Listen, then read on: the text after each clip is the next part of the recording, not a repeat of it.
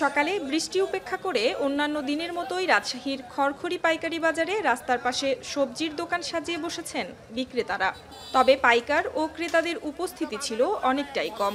এছাড়া পাড়া মহল্লার সবজি বিক্রেতাদেরও তেমন একটা চোখে পড়েনি।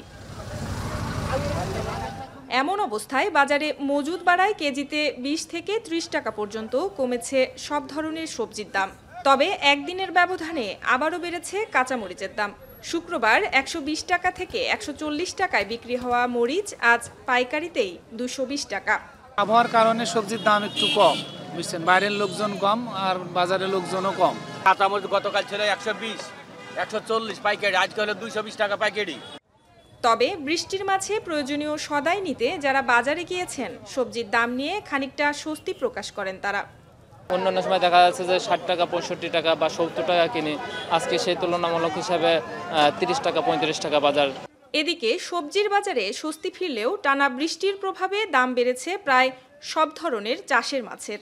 সরবরাহ কমায় কেজিতে ৫০ থেকে ৬০ টাকা পর্যন্ত বেড়েছে দাম।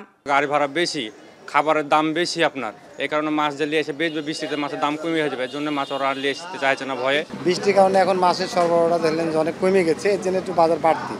রাজশাহীতে গেল ৩ দিনে ৮৮.২ মিলিমিটার বৃষ্টিপাত হয়েছে, যা আরও কয়েকদিন অব্যাহত থাকতে পারে বলে আভাস দিচ্ছে আবহাওয়া অফিস।